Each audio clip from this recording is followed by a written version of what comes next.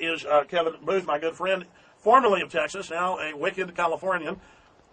Buddy, it's good to see you. Good to see you, Alex. I feel like I'm shaking hands here. You can hardly reach across there. It's good to see you. I mean, American Drug War, it's really powerful. You spent a lot of years on this. We had you on a few months ago about this. But, I mean, just break down. The film's going to be on Showtime, too. I mean, tell us about this film. Well, it's actually been 4+ years now, I believe it. It started in '03. It's just been a long labor of love. Recently, one of the most exciting things, we just got back from New Orleans where we screened this thing for a bunch of former narcotics officers, former DEA agents at this big drug policy event that they have every year. This year it was in New Orleans because the drug war is so bad in New Orleans. And it was incredible being able to show a film about the drug war to all these people, and not one person in the audience disagreed. And these are like narcotics officers watching this. Well, they all know it's a joke. All it does is get cops killed, and then it gets the criminals involved in the drug trade because there's a lot of money. Yeah, definitely. And so, now there's groups out there. I don't know if you've heard of this group called LEAP, which is Law Enforcement Against Prohibition. And, this is thousands of basically former narcotics officers, guys that have spent their entire lives putting young kids in jail for what they now know are ridiculous reasons. They now know what they did was wrong, and they're going to try to spend the rest of their lives trying to undo it. And we've got 3 LEAP speakers in the film. Celerino Castillo, who was in New Orleans with us. We've got Judge Jim Gray and Governor Gary Johnson in the film. No, it's an amazing film. Now, I'm sick, and I'm trying to get better, but I'm going to try to come out to the event tomorrow night. Before we go any further into the film, which is just amazing, tell folks about where it's showing tomorrow night. Okay, tomorrow night at Antone's nightclub. I believe it's on 5th Street, the famous Antone's. The Chronicle got the time wrong. The doors open at 6, and the film starts at 7. So the Chronicle got the time wrong in the listing. What did the Chronicle say? I think they said 10 o'clock. Well, the Chronicle says that Centro of Spain isn't Spanish-owned, taking over the roads, so it's probably on purpose. Very deceptive crew of ne'er-do-wells over there. But not all of them, but the leadership. So that's 6 o'clock tomorrow at Anton's. Yeah, 6 o'clock, and I'm not sure how we should do this other than we could say the first 50 people to get in line before the doors open can get in for free. I don't know how else we could do this. So that's all they're letting you. You gave away hundreds of tickets last time. Yeah, that was like a bigger. That was like a 1,000-seat venue. And I heard it was filled up too. Yeah, it was great, and I appreciate that. You got a lot of listeners there in Southern California. What you said, about 200 showed up? Yeah, I think so. Yeah, and a lot of Ron Paul supporters out there. Everywhere we go. In fact, we just got back. We just got back from touring England with the film, and at every single British event, people were asking me about Ron Paul. I thought that was great. According to Glenn Beck, he's with Al Qaeda now. It's getting more and more insane. Kevin, let's talk about your film and some of the things we didn't get into last time. I mean, you went and hung out in crack ditches, in L.A. I mean, people shooting up. I mean, you did a lot of dangerous stuff. Black guys running around out of their mind on PCP, cops waving machine guns around. I mean, and I've seen some of the raw footage, too. There's been several incarnations of this film. We'll be right back with Kevin Booth on the other side of the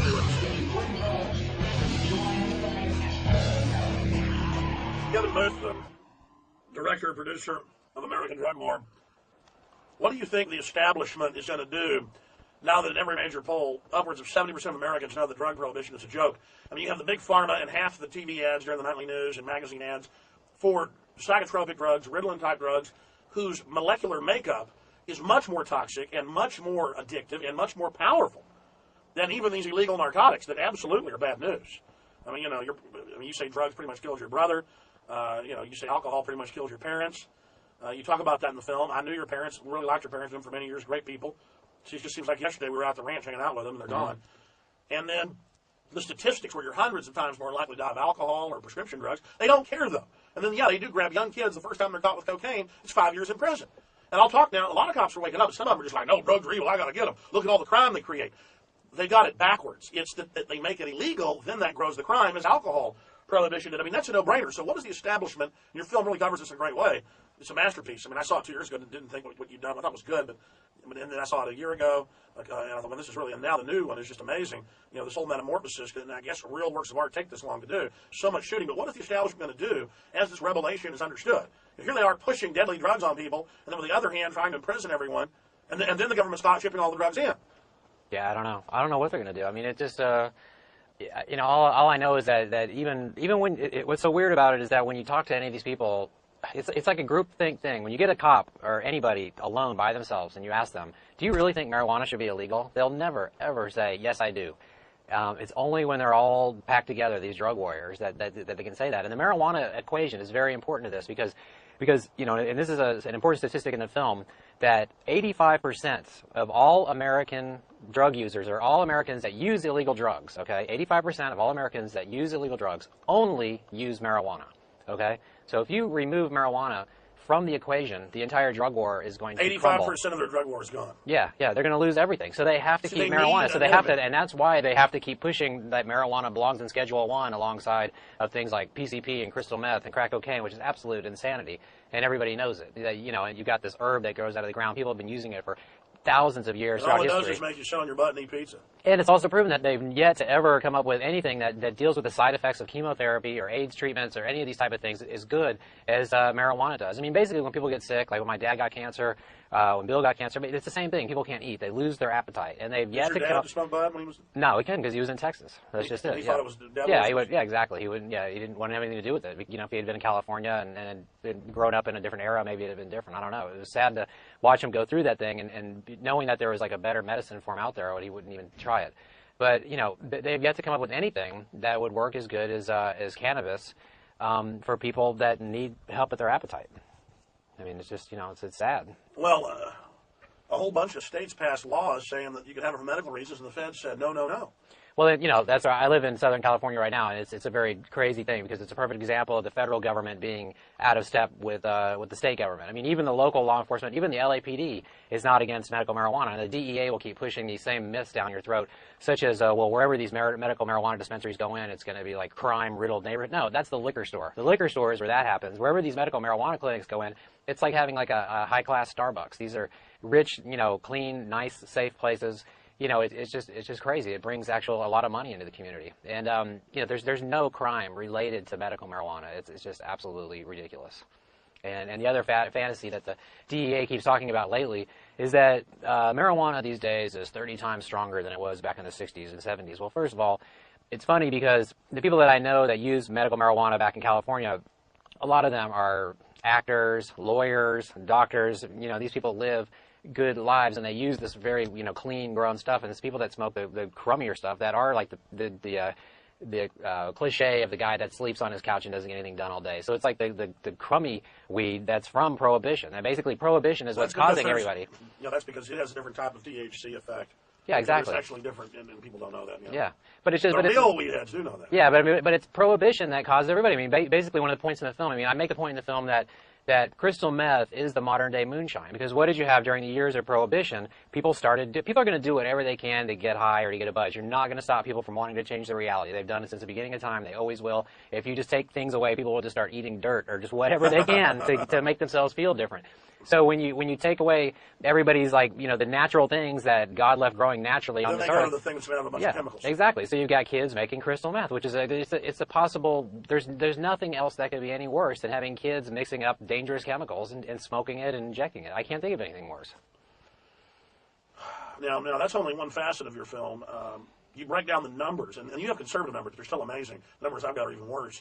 But you want conservative numbers, and that's because I'll get into this on Showtime, about how many people die from alcohol versus all the so-called illegal drugs. Right. Well, I mean, in the film we say that, you know, about 450,000 die every year from tobacco. About 150,000 die from alcohol-related illnesses. Now, that does not include, you know, car fatalities, accidents. That's just, you know, illnesses, cirrhosis of the liver and so forth. 100,000 from prescription. And my brother actually died from complications of taking legal doses of legal prescription drugs that caused him to have a seizure. I mean, he was taking the amount of legally prescribed pharmaceutical drugs to control schizophrenia for 30 years. But that's what happens. They start with a kid saying you're mentally ill with one drug, then they actually go crazy from the drug. By the time they're done, like the average Texas foster kid's on 7. And then they start having seizures. That's what WOAI-TV found, is they put them on so many drugs, they start having seizures. Yeah, I mean, by the time you're 35 years old, you got to have a medicine box because you got like 10, 15 different prescriptions going. And, you know, these people are just rattling because they take so many pills, you know, and it's sad. And they cause you to, you know, I mean, the chemicals. And they don't, you know, it's just like, do you want to trust a guy in a lab coat who's out there trying to make a buck? Just like these other people trying to push this nonsense about random drug testing on your children. Or do you want to trust the plants that were left growing naturally on your earth? By the way, you know, they start these random drug tests on kids in school. That if they get your child in the system, and I've seen this over and over again, 9 times out of 10, kids that, I know young people who would like smoke a joint every once in a while, people on the football team with me. And one of my friends, Doug, just started smoking pot. His parents grabbed him in Dallas and put him in this facility where they chained him down for months and tortured him. And when he came out, he was rebellious from then on out and did every drug you can imagine. Of course. And I knew a bunch of kids like that. And I saw that, and I thought, man, I'm not going to do this stuff. Yeah, that's right. Because I saw immediately. I said, this is a business. Because, you know, I also knew the sheriff was the drug dealer in town. So I was like, I'm not going to use something you got. And I remember kids thought it was so cool to use drugs. I never thought it was. It's just amazing, Kevin. So your film covers that. You also have some of the craziest footage I've ever seen of Jack Arpaio. Oh, yeah, Joe Arpaio. Arpaio. Sheriff Joe Arpaio. Yeah, I mean, I've learned with dealing with some of these drug warrior egomaniacs that the trick to dealing with these people is to laugh at their jokes. When you're around these egomaniacs. So I laughed at all of his jokes. I think I've got him to open up a little bit to me, and I caught him off guard a little bit, but it was tricky getting in there. This is a guy who routinely runs around literally slamming his car through people's businesses, stumbling around with machine guns. I mean, he's completely nuts. They have helicopters flying around. If they see a green pool, they come arrest you. I mean, it's just always new police state checkpoints. They have knock and talk where they come and ask about your guns at your house. God, I mean, it's just completely out of control. That's crazy. Yeah, the day that I went there, I mean, I was like kind of on this standby where I had to get there at like 6 in the morning, and then with like 15 minutes notice. And all these inmates are worshiping him, going, "He's a boss. He's a man." They're all in pink. It's like, and they all ask for his autograph. And he's stumbling around, going, "I'm the commander." Yeah, like he's like the big rock star. He like fumbles, or he like wanders through the prison yard, and he brags about how he's got the biggest tent city. I've got to tell you, I mean, looking at him, he's either got serious brain problems or he was high out of his gourd. Yeah, I think a lot of these drug warriors are drunk most of the time. Like when I spent the day with Barry McCaffrey, I guarantee he was like drinking martinis the whole day. No, I mean, every time I see him, when I confront him, he's just like, Miffy, yes, this is a wonderful lad. Wonderful lad. The drugs, and so we had to lock him away for the rest of his life. It was good for him. That's another thing, too, that they have it now where if a kid gets arrested with, say, a joint in high school, they can make it so he can't go to college. So, that's a great idea. Yeah, that's going to help society. That's going to be a huge help for society. Keep kids out of college, I say. Yeah, drug war, good. Now they're telling kids, hey, if you protest, you could get arrested and then not be able to go to college. Yeah. It's like, you just better shut up. And then meanwhile, these had that CIA plane crash with 3.3 tons of coke. Yeah. I mean, that's cocaine. Yeah, and that's another big story in the film we haven't talked to, and that is that I've actually, to get into these people's world, I've actually become friends with the guy that co-founded the Bloods in Los Angeles, and he's the one that connected me up with Freeway Ricky Ross. And that was the world exclusive on the show, playing that audio. I appreciate that. Yeah, and Freeway Ricky Ross is the guy from the whole Gary Webb story, and we talk about Gary Webb's death and all that. But Ricky Ross was known as the Walmart of crack, and basically, as bought it directly from the CIA. Yeah, the CIA was like shipping in cocaine, and he was turning it into crack. He had all these cookouses all over Los Angeles. He was turning it into crack, and 25 million a day. Something like that. Yep. About 100. He was cooking about 100 kilos a day, just himself with his own just personal crew. And you talk about some crazy stories. And we actually become close friends with the guy. He calls my house from jail, and I swear to God, every time he calls my house, I've got people up on my telephone pole. I'm not exaggerating. I take pictures of it every time it happens. I have a whole stack of pictures of people up on my telephone pole. You're up on that mountain. You live in Lawrence Fishburne's old. Yeah, about Lawrence Fishburne's house. He thought I was stalking him. That's another story. I'll save that one, but yeah. Oh, really? Yeah. What happened there? Oh, you want me to tell the story about Lawrence Fishburne? I don't know it. You told me. Yeah. Well, I ran into him somewhere. He has dogs. I have dogs. We're out walking our dogs everywhere. And I ran into him, and I said, "Hey, I bought that house you lived in." We talked for a while, and I asked him, "Do you know who Bill Hicks was?" And we talked about Bill Hicks. So a guy that was working for me actually had his home address from this thing. So I sent him a book that I wrote about Bill to his home address. A couple of days later, I was out in the middle of the woods. I'm talking about like 5 miles away from where you park your cars. I run into him out in the middle of nowhere, and I'm like, "Did you get that book I sent you?" And he's like, "Who are you? Why are you following me?"